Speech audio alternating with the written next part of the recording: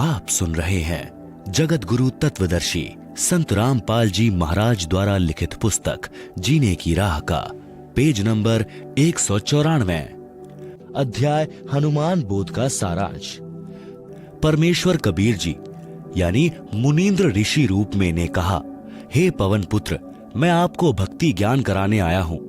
आप जिस दशरथ पुत्र रामचंद्र की पूजा पूर्ण परमात्मा मानकर कर रहे हो, आप धोखे में हो। जो जन्मता मरता है वह पूर्ण परमात्मा नहीं हो सकता। पूर्ण परमात्मा तो अविनाशी है। हनुमान जी ने कहा, हे ऋषिवर, मैं आपके वचनों से आहत होता हूं। मेरी भावनाओं को चोट लगती है। आप अन्य विषय पर चर्चा करें। परमेश्वर कबीर जी ने कहा कि यदि कोई व्यक्ति गलत रास्ते जा रहा हो, वह उस रास्ते को ठीक मानकर चल रहा हो जो डाकुओं के डेरे में जा रहा है।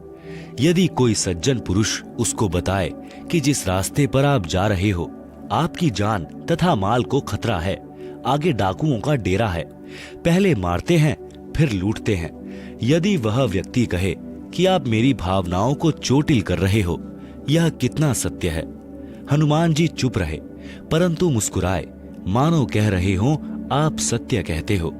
हनुमान जी के चेहरे पर शांति का चिन्ह देखकर परमेश्वर ने बताया कि श्री रामचंद्र जी श्री विष्णु जी के अवतार हैं। श्री विष्णु जी श्री ब्रह्मा जी तथा श्री शिव जी का पिता काल ब्रह्म है। इसी को ज्योति निरंजन भी कहते हैं। काल को इसकी गलती के कारण शाप लगा है कि 1 लाख मानव शरीरधारी प्राणियों को प्रतिदिन खाया करेगा, 1.25 लाख प्रतिदिन उत्पन्न किया करेगा, जिस कारण से उसने अपने तीनों पुत्रों को एक एक विभाग का स्वामी बना रखा है। श्री ब्रह्मा जी रजगुण हैं, जिसके प्रभाव से सर्व प्राणी प्रेरित होकर संतान उत्पत्ति करते हैं, जिस कारण से ब्रह्मा को भूल से उत्पत्ति करता मान रखा है। उत्पत्ति करता तो पूर्ण परमात्मा है। काल ने अपने दूसरे पुत्र विष्णु को कर्मानुसार पालन करने का विभाग दिया है। विष्णु सतगुण है। काल ने तीसरे पुत्र शिव तमगुण को इन 1 लाख मानव शरीरधारी जीवों को मारकर उसके पास भेजने का विभाग दे रखा है। वह स्वयं अव्यक्त यानी गुप्त रहता है। आप देख रहे हो, यहाँ कोई भी जीव अमर नहीं है। देवता भी मरते हैं। ब्रह्मा विष्णु शिव भी जन्मते मरते हैं। जो पूरी आयु जीते हैं, वृद्धावस्था भी सब में आती है। एक लोक ऐसा है जहां पर वृद्धावस्था तथा मरण नहीं है। वहां कोई रावण किसी की पत्नी का अपहरण नहीं करता। आपकी आंखों के सामने लंका में हुए राम रावण युद्ध में कितने व्यक्ति तथा अन्य प्राणी मारे गए। एक सीता को छुड़ाने के लिए आपने श्री रामचंद्र जी के लिए अपने प्राणों की बाजी लगाकर लंका को जलाया। रावण का भाई अहिरावण जो पाताल का राजा था, वह राम तथा लक्ष्मण का अपहरण करके ले गया। उनकी बलि देने वाला था। आप वहां गए और उन दोनों को जीवित लाए। आप ही बताएं, वे परमात्मा हैं। जिस समय नाग फांस शस्त्र के छोड़ने से सर्पों ने श्री राम तथा आप तथा सर्व सेना व लक्ष्मण तक बांध दिया था। सर्प आप सबको जकड़े हुए थे। आप सब विवश थे। कुछ समय में आप सबको रावण की सेना आसानी से काट डालती। उस समय गरुड़ को पुकारा गया, उसने नागों को काटा। आप तथा रामचंद्र बंधन मुक्त हुए। यदि परमात्मा इतना विवश है कि अपना बंधन नहीं काट सका, तो पुजारियों का क्या होगा? विचार करो। काटे बंधन विपत में कठिन कियो संग्राम, चिन्हो रे नर प्राणियों गरुड़ बड़ों के राम। शब्दार्थ। इस वाणी का शब्दार्थ ऊपर किया है। आप सुन रहे हैं जगत गुरु तत्वदर्शी संत रामपाल जी महाराज द्वारा लिखित पुस्तक जीने की राह का पेज नंबर 195। हनुमान जी ने कहा, ऋषि जी, समुद्र पर पुल बनाना क्या आम आदमी का कार्य है? यह परमात्मा बिना नहीं बनाया जा सकता। समंदर पाटी लंका गयो, सीता को भरतार। अगस्त ऋषि सातों पिए, इनमें कौन करतार। शब्दार्थ। यदि आप समुद्र के ऊपर सेतु बनाने से श्री रामचंद्र जी को परमात्मा मानते हो, तो अगस्त ऋषि ने 7 सागरों को पी लिया था। इनमें कौन है परमात्मा? ऋषि मुनींद्र जी ने बताया कि आप भूल गए क्या? एक ऋषि आए थे। उन्होंने एक पर्वत के पत्थरों को अपनी डंडी से रेखा खींचकर हल्का किया था, तब पत्थर तैरे थे, तब पुल बना था। रामचंद्र तो 3 दिन से रास्ता मांग रहे थे। समुद्र ने ही बताया था नल नील के विषय में। हनुमान जी ने कहा कि वह तो विश्वकर्मा जी थे, जो वेश बदलकर श्री रामचंद्र जी के बुलाने पर आए थे। परमेश्वर कबीर जी ने कहा कि विश्वकर्मा जी तो पुल का निर्माण कर सकते हैं, जल के ऊपर पत्थर नहीं तैरा सकते। नल नील के हाथों में शक्ति थी, उनके हाथों से डाली गई वस्तु जल के ऊपर तैरा करती थी। उस दिन उनमें अभिमान आ गया था, उनकी शक्ति समाप्त हो गई थी। वह आशीर्वाद मेरा ही था। हनुमान जी ने कहा, क्या आप ऋषि मुनींद्र जी हैं? परमेश्वर जी ने कहा, हाँ। मुनींद्र जी ने कहा कि आपने अपने प्राणों की परवाह न करके राम जी के लिए क्या नहीं किया?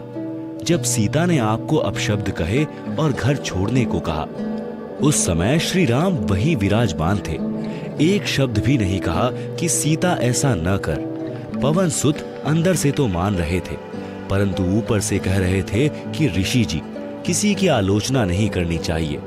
मुनींद्र जी ने कहा कि सत्य कहना आलोचना नहीं होती।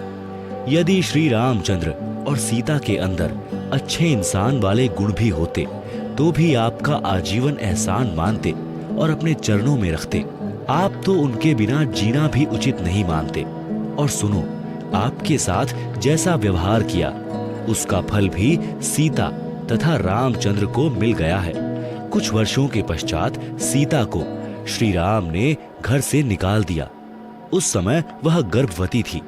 यह सुनकर हनुमान की आंखों से आंसू निकल आए और ऋषि जी के चरणों में गिर गए। कुछ नहीं बोले। अयोध्या वासियों ने 2 वर्ष दीपावली और दशहरा मनाया था। उसके पश्चात बंद कर दिया था कि जिस देवी के लिए रावण मारा, आज वह फिर कितने रावणों का कष्ट झेलेगी। दीपमाला खुशी का प्रतीक है। जब राजा और रानी भिन्न भिन्न हो गए, तो ना दीपावली राजा को अच्छी लगे और ना प्रजा को। इसलिए दीपावली का पर्व उस समय से बंद हो गया था जो 2 वर्ष मनाया था। उसी के आधार से भोली जनता यह पर्व मना रही है। आप सुन रहे हैं जगत गुरु तत्वदर्शी संत रामपाल जी महाराज द्वारा लिखित पुस्तक जीने की राह का पेज नंबर 196। इसी प्रकार दशहरा तथा रावण दहन की परंपरा चली आ रही है। यदि किसी के घर पर किसी जवान की मृत्यु हो जाती है, तो वह परिवार तथा रिश्तेदार कोई त्योहार नहीं मनाते। हनुमान जी ने कहा, प्रभु परमेश्वर की चर्चा करो। कबीर परमेश्वर जी ने सृष्टि रचना सुनाई। सत्य कथा सुनकर हनुमान जी गदगद हुए।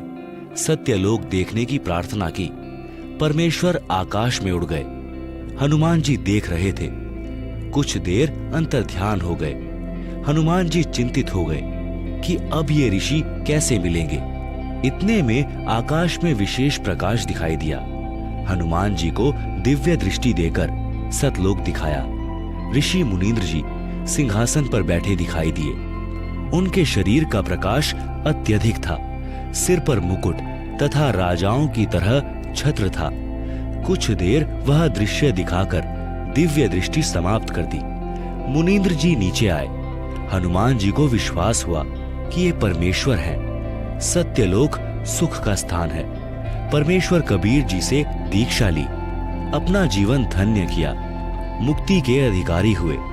इस प्रकार पवित्र आत्मा परमार्थी स्वभाव हनुमान जी को परमेश्वर कबीर जी ने अपनी शरण में लिया। परमार्थी आत्मा को संसार तथा काल के स्वामी भले ही परोपकार का फल नहीं देते, परंतु परमेश्वर ऐसी आत्माओं को शरण में अवश्य लेते हैं, क्योंकि ऐसी आत्मा ही परम भक्त बनकर भक्ति करते हैं और मोक्ष प्राप्त करते हैं। संसारिक व्यक्ति जो परमार्थी को धोखा देते हैं, वे आजीवन कष्टमय जीवन व्यतीत करते हैं। श्री रामचंद्र जी को अंत समय में अपने ही पुत्रों लव तथा कुश से पराजय का मुंह देखना पड़ा। सीता जी ने उनके दर्शन करना भी उचित नहीं समझा। देखते देखते पृथ्वी में समा गई। इस ग्लानि से श्री रामचंद्र जी ने अयोध्या के पास बह रही सरयू नदी में छलांग लगाकर अपनी जीवन लीला जल समाधि लेकर समाप्त की। परमार्थी हनुमान जी को निस्वार्थ दुखियों की सहायता करने का फल मिला। परमात्मा स्वयं आए, मोक्ष मार्ग बताया, जीव का कल्याण हुआ। हनुमान जी फिर मानव जीवन प्राप्त करेंगे। तब परमेश्वर कबीर जी उनको शरण में लेकर मुक्त करेंगे। उस आत्मा में सत्य भक्ति बीज डल चुका है।